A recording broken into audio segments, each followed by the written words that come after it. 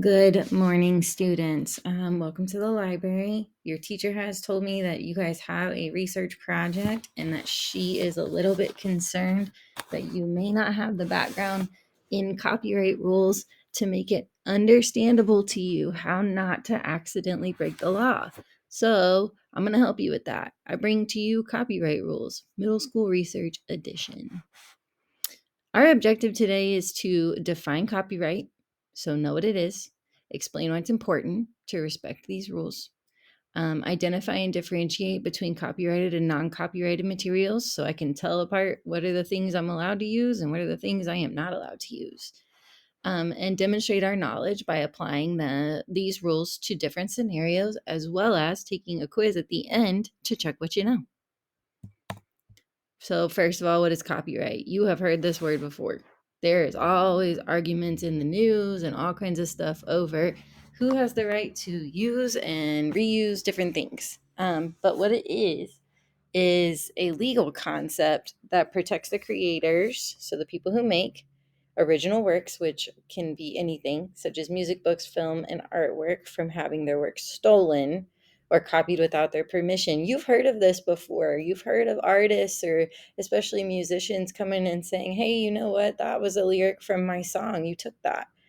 Or you have all this conversation about how does artificial intelligence, all the artificial intelligence art generators, how are they using artists' work without permission to create those images? So there's a lot of really, really intriguing questions. It's actually such a big deal that there's a whole branch of law called copyright law, and people get degrees in that and they go on and study it. What is protected by copyright? Well, it applies to a wide range of works. That means creations. These include literary works, that's like books, poetry, written things, musical works, so songs that get created, dramatic works like theater, anything done on a stage, choreographic works, that's dances, so it applies even to the order you put your motions in. So if you watch So You Think You Can Dance and then you see those dances and then you turn around and do them and make money off of them, that's copyright infringement. Pictorial and graphic works, so images, you cannot just copy someone else's art. Motion pictures, so movies, and then other audiovisual works, as like just anything that has visual and sound. Sound recordings, so if you have a specific sound that you use and you're famous for, like the Nashville Predators sound might be a copyrighted sound, I don't know. And then architectural works, buildings can be copyrighted. You can't just build the Empire State Building again. The architect and the owner of the building own that copyright. You can't just copy it. So onward. What is the fair use doctrine? Okay, so this is actually super important because what this says is I can use some copyrighted items in very limited circumstances, and it has to meet these 4 criteria. Okay, so you have to acknowledge the purpose and character of the use. If it is used for a commercial or a nonprofit educational purpose, so if it's commercial, you cannot use it. If it's educational, you can. Or if your new work is adding something new or transformative to the original. So you're saying this work is originally inspiring some new work. Okay, so that's number 1. Number 2, the nature of the copyrighted work. Whether the work is primarily factual, creative, and whether use of the work is necessary for the new work. So if there is no way for you to do yours without using the old one, you can use that, but you have to cite it properly. The amount and substantiality of the portion used. So the percentage of the original work that is used in the new work and whether the use of that portion is essential to the new work. So for example, when teachers want to show Disney movies, they can show a clip and it has to apply to what they're doing. So I can show part of Magic School Bus, but I cannot show it in its entirety, and it has to apply to the lesson I'm teaching. And then the effect of the use on the market for or value of the original copyrighted work. So if your work is going to compete with the original work or cause harm to the person who made it in the first place, so like decrease their revenue, that's not allowed. Okay, so you have to show that you are not doing that. All right, how can I tell if something is copyrighted? Really good question. First, check for that copyright notice. They usually have a notice. It's a C and a circle. Um, it'll tell you the year that it was first published, the name of the copyright owner, and if you see that notice, it means it's probably copyrighted. Second, you can check for a Creative Commons license. Some people do want to share their work, but they want to get credit for it. So they share it in certain ways, and you don't have to ask for permission. They give you a little line that shows you exactly how to cite their work. And that's a good indication that it's not fully copyrighted. It means it can be used in the certain circumstances that the producer said you can use. And I'll show you that more in just a minute. You can conduct a search on the Copyright Office website to see if it's registered.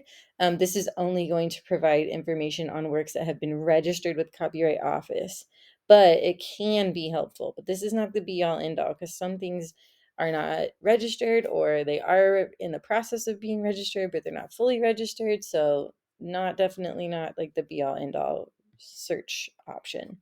If you scroll to the bottom of any web page, you'll generally see a terms of use or the website's copyright policy. Click those and read through it. It will tell you how you can use the work. And last, contact the owner. If you don't know whether something is copyrighted, you can try to contact the owner of that work and ask for permission to use it. And if you can't find the owner or they don't respond, go ahead and assume it's copyrighted. Proceed with caution, cite it appropriately, or find a new source. General copyright guidelines. The creator of a work owns the copyright.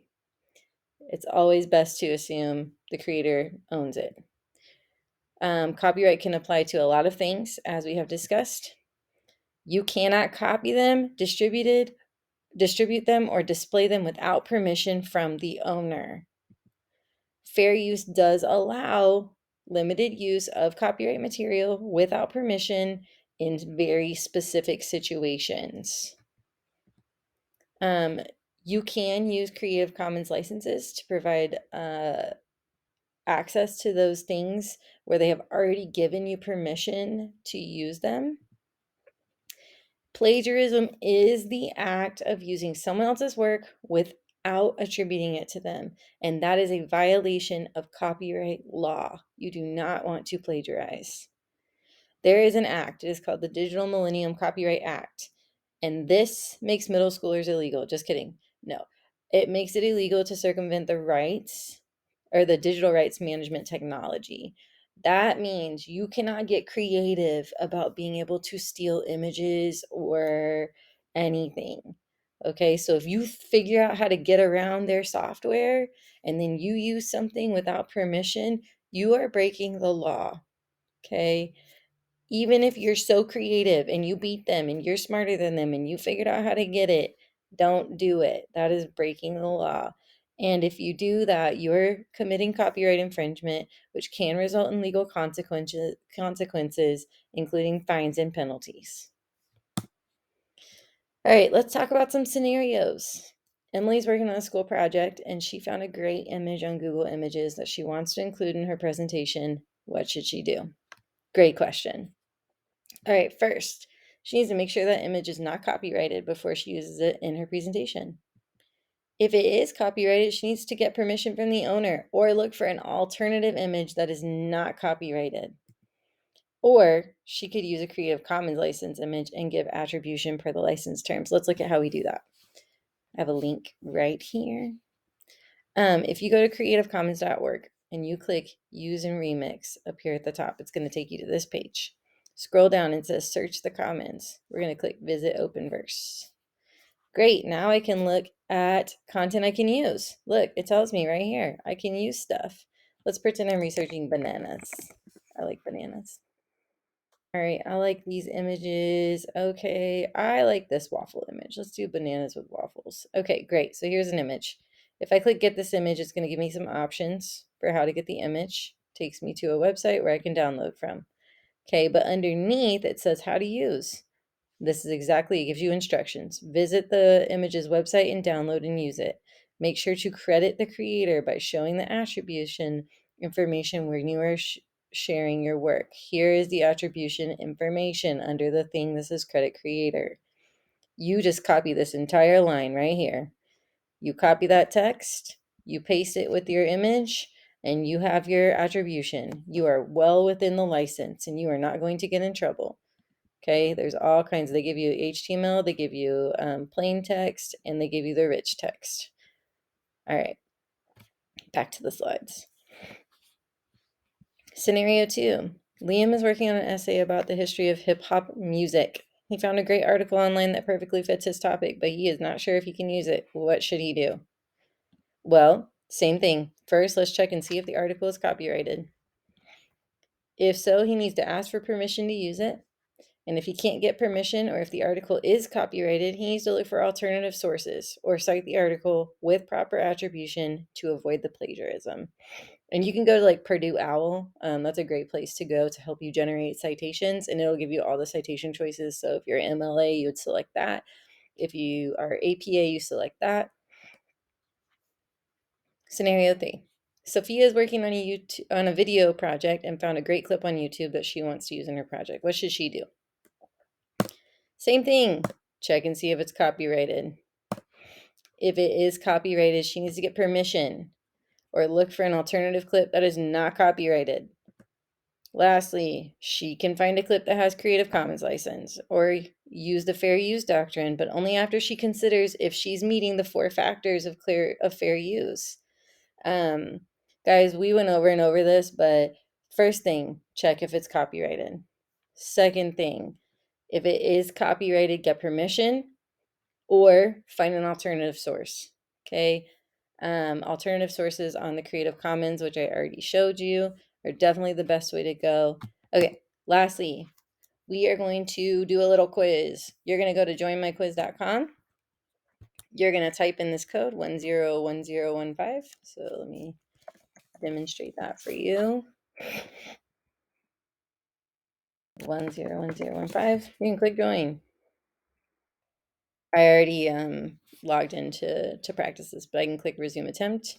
It's going to log me in, and then once I start the quiz, it's going to give you 25 questions to review your understanding, and that's going to be part of your grade for me knowing that you know. All right, guys, thank you so much. I appreciate your attention, and good luck with your projects.